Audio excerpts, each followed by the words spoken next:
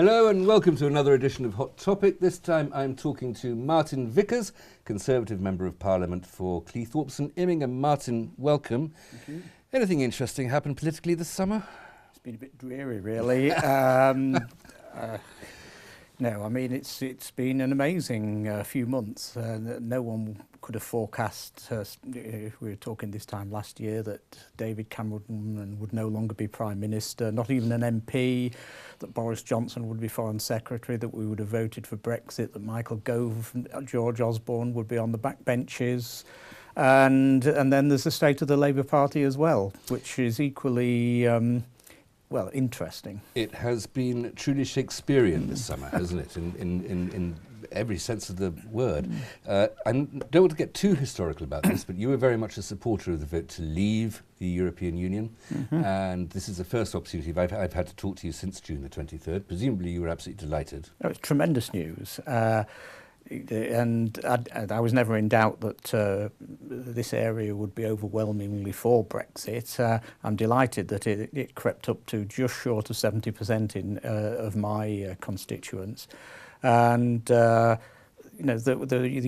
feeling of elation is still there. People just want it to happen now. And the government have got to give a clear pointer in the not too distant future. I'm prepared to give them a bit of leeway. It's not an easy process, but certainly over the next couple of months they've got to give some clear pointers and direction to the journey that we're going on. Well, let's do just a little bit of local analysis first of all. In your constituency, in fact North East Lincolnshire as a whole, there was the second highest vote for out after Boston down at the southern end of Lincolnshire.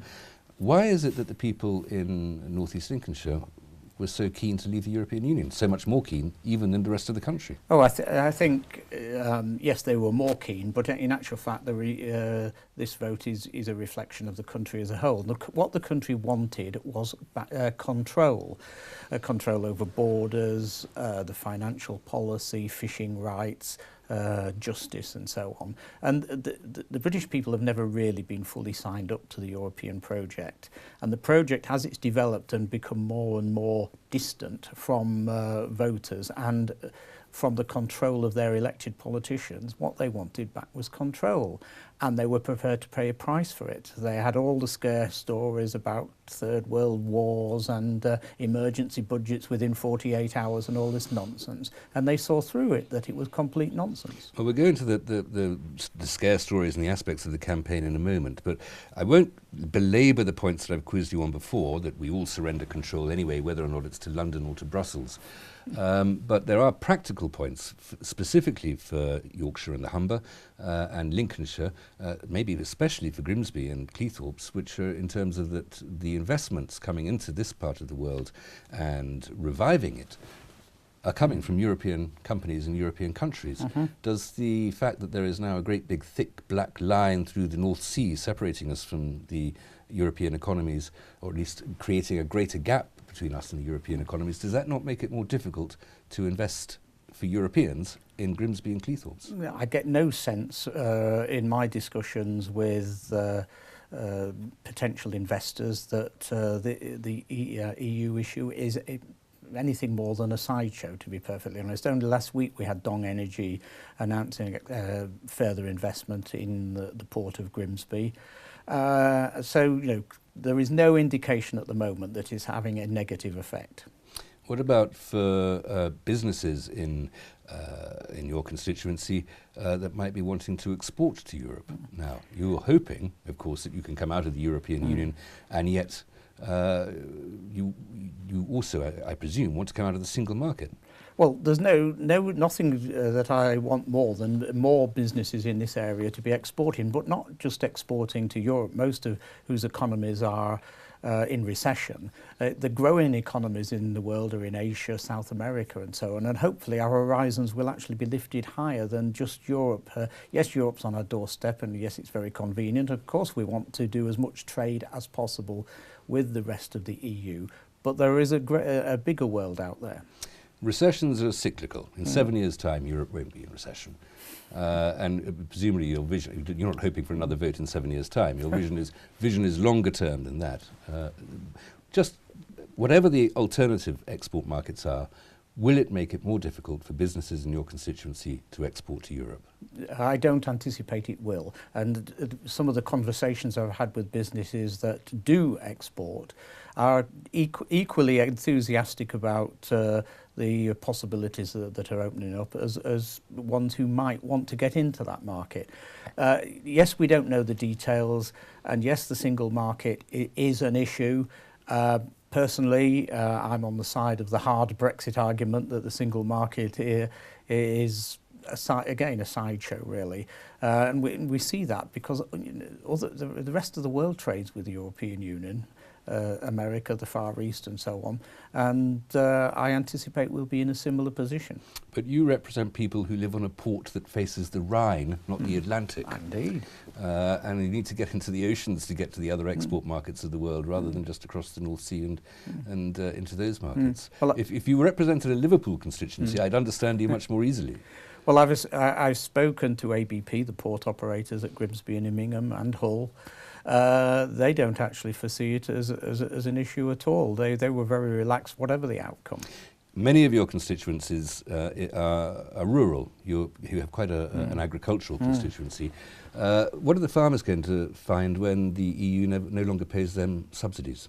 They'll find that the British government are paying them the subsidies. Why should we pay them subsidies at all? They own assets that don't produce anything, and we're paying that tax out of revenue that we produce. Well, I accept there is an argument, but the fact is that we, prior to our EU membership, we had an agricultural support system. Yes, that was 40 years ago and things were very different. But if the farmers need support in order to maintain food supplies, then this government will have the resources to look after them. And they've clearly indicated that that will be the case. There's a model for this. When Britain entered the EU and stopped importing agricultural goods, especially butter from New Zealand, for a while the New Zealand government subsidised New Zealand agriculture and then all of a sudden just stopped. Saved everybody from being taxed to donate to farmers and made the New Zealand agriculture industry a great deal more efficient. It was a great success. Should that not be our opportunity now? Well, you know, there are people in the industry who would go along with that. They're not wedded to a support system. What they want, the broader economic conditions to be good, as does all industry. So it's a separate argument, and one I think which will perhaps go on. The government will commit, say, certainly for the period of this Parliament, and it's possible that will happen. But I don't want to set hair running on this. I see no instant or immediate likelihood of any change to the fact that there will be agricultural support. As a keen Brexiteer and a very effective campaigner for exit, and clearly a very successful campaigner for exit, do you stand by the claim that Britain will save £365 million a week for the NHS as a result of coming out of the EU? Well, we never. This was sort of the way it was reported, that it would be for the NHS. What the Brexit campaign said, that the saving would be there, and one of the options was to spend it on the NHS. Do you stand by the fact that Britain saves £365 million a week? Absolutely. That is not taking account of the rebate? I mean, I accept the fact that the £350 million on the side of the bus was a slogan, but the point about that was that it drew attention to the fact that we pay more into this Club Europe than we get out, and that therefore those resources become available and under the control. I come back to the word control of our government. If they choose to invest it in the NHS, so be it. Yes, I accept all the arguments about rebates and what we get from the European and social fund. I don't want to refight the thing either, or fight about the statistics, but £365 million a week, twice that in government expenditure, and that's the price of a round of drinks. It's not an issue, really, is it? Well, in terms of the £750 billion that the government spends each year, it is a relatively small sum, but I would very happily take it and say, right, invest it in northern Lincolnshire, we'll take it. I'm not going to get all of it, but if I get a bit of it. The point is, the British people, as I said earlier, wanted control, and they indicated they were prepared to pay a price for the control. In actual fact, that price is the fact that we'll be better off. There are some who say that they have buyer's remorse, possibly even Boris Johnson himself. Have you ever come across this in Brexit voters, a little buyer's remorse? Absolutely not. They want it to happen and happen quickly. And so nobody's surprised or regretting that their mischievous vote no one has been writing to me saying, "Oh, isn't this terrible?" I mean, some have written how terrible it is, but they've been Remain supporters who just can't accept democracy. I'll have to stop you there.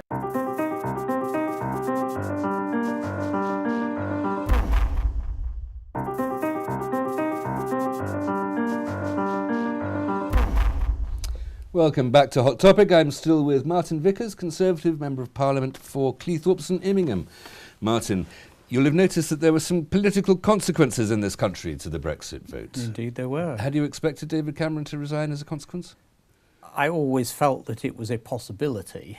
Clearly, having gone so emphatically for the Remain side, he would feel it sort of a matter of honour, I think, more than anything else. And as it happened, of course, he was in Cleethorpes for Armed Forces Day, the day after the result. And as he said to me then, he said the British people have got to have confidence in their leader. I batted clearly for the other side, and they would have had that nagging doubt if I'd have been leading the negotiations. Personally, I'd have been quite happy for him to stay. I would have trusted him to accept it. He said very clearly, this is an instruction not to the government, not a matter for debate, and I would have felt quite content had he been leading the negotiations, but he felt otherwise, and I think that's an honourable thing to do, and we, of course, as you say, set in train some interesting developments that took place over the next week or two. Well, you talk about honourable things to do. Some of those competing for his place, for the leadership of the Conservative Party, maybe didn't behave in ways which would traditionally be described as honourable. Michael Gove very blatantly, unashamedly stabbed Boris Johnson in the back, having stood shoulder to shoulder with him on the platform campaigning for Brexit for the 6 weeks or so beforehand. Turned around and said, this man is not fit to be Prime Minister, I am, and the reason I'm standing is to stop Boris, who I don't have faith in. That is not a friendly thing to do to somebody with whom you've been fighting so closely for so long. Well, it's not a friendly thing to do. I can only assume that he did have genuine doubts about Boris's ability. I don't know. That's the worst sort of aspect of politics, though, isn't it? That we think of politics is very rarely that treacherous, very rarely that two-faced. Although we like to think that it is because it's easy and simplistic. Yeah. But when it actually happens like that, yes, it's a bit of a shocker, isn't it? It doesn't happen like that very often. And as you say, when it does, it's perhaps a bit of a shock. I don't know what his motives were. I can only take what he says as being the case, and that he was having nagging doubts and felt at the last minute that... chance to ask him? I notice that he sits in the same corner of the chamber as you do yes, these days, he does, on the back yeah. benches. Haven't had a chance to have a chat with him? Well, I've spoken to him, obviously, but I haven't said to him, did you really stab Boris in the back, or what, did you have genuine doubts? And I suspect that we'll have to wait for their memoirs for these revelations. If he's not good enough in some sort of terms of steadiness of character to be Prime Minister, is he appropriate to be Foreign Secretary? Well, who's to say he's not a steady hand? Only Michael Gove, it would seem. Yes, of course, there'll be others who will write, and everyone who's a public figure has their admirers and their detractors. No one doubts that Boris is a capable individual, highly intelligent, and did a good job as Mayor of London. Whether that translates to being a good Foreign Secretary, only time will tell, but the new Prime Minister clearly had confidence in him to appoint him. She didn't have to. There was no obligation. I think Boris was probably as surprised as the next man. Well, we know that his language skills well qualify him to negotiate with ancient Rome, at least that much. Also in the leadership competition, Theresa May, Andrea Leadsom said that it was suggested in that interview that not having a child somehow was also a bar to being Prime Minister, to holding the highest office, simply because Theresa May, for whatever biological reasons, or perhaps by choice as well, hasn't become a mother, and she's now in her late 50s, that seems like an irrelevant, ad hominem is precisely the wrong phrase, ad feminem, as it were, criticism to make. That doesn't speak well of the quality of people at the top of the Conservative Party. Andrea's comments were, I think, deliberately misconstrued by the Times. Oh, if you've heard the recording, the tone of voice and the context of the conversation, I'm not sure that it was. Well, that was my interpretation. Clearly the Times were out to destroy her campaign. I don't think there's any doubting about that. I, for one, didn't take it that she genuinely was saying what you've just described. Like you, if that were the case, I would be critical, but I don't think it was. Well, enough people thought it was the case that it forced her out of the race. Well, it forced her out of the race. She already had a uphill task because of the vote within the parliamentary party. Had it gone to the country, I think it would have been very close with amongst the party membership. But nevertheless, I mean, circumstances didn't work out for Andrea. We have Theresa, who's clearly showing herself to be extremely capable and has a